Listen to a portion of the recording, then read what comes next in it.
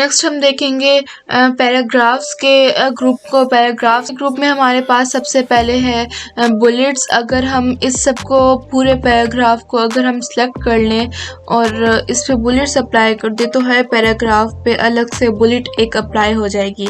और बुलेट्स को अप्लाई करने के डिफरेंट इफेक्ट्स भी हैं, हम इसको भी सिलेक्ट करके इसको अप्लाई कर सकते हैं।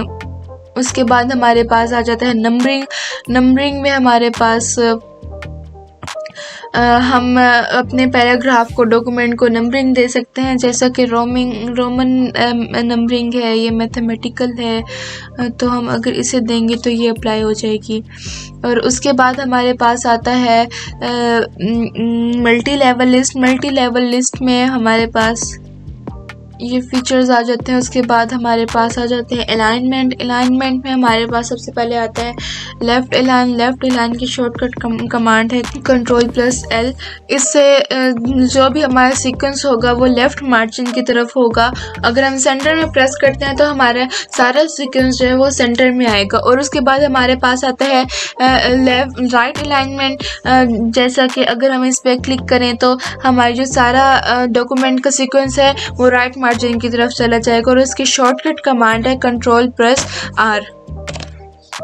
उसके बाद हम देखेंगे जस्टिफाई को। जस्टिफाई में हमारे पास जस्टिफाई लो आ जाता है और जस्टिफाई मीडियम आ जाता है, जस्टिफाई हाई आ जाता है।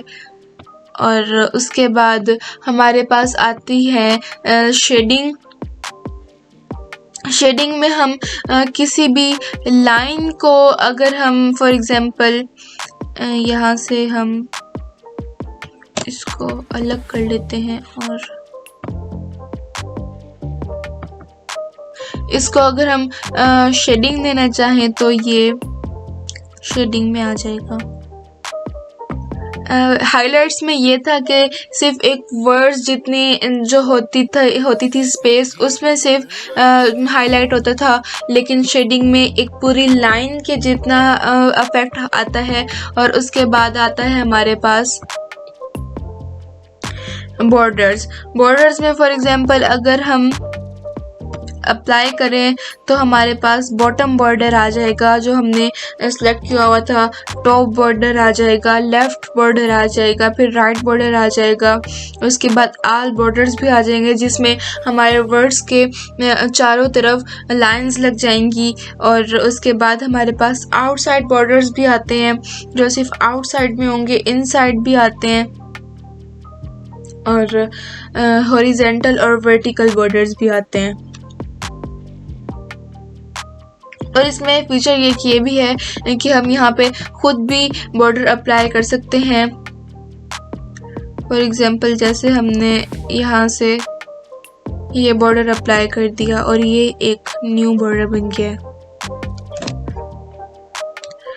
उसके बाद हमारे पास स्टाइल्स आ जाते हैं। स्टाइल्स में जहाँ पे अगर हम नो स्पेसिंग पे क्लिक करें तो यहाँ पे जितनी भी स्पेसिंग है एक्स्ट्रा वो सब ख़त्म हो जाएंगी। और अगर हम इसको हेडिंग 1 बनाना चाहें तो इसे हेडिंग भी बना सकते हैं, हेडिंग 2 भी बना सकते हैं और हेडिंग 3 भी बना सकते हैं। उसके बाद हेडिंग 4 भी आ जाता है।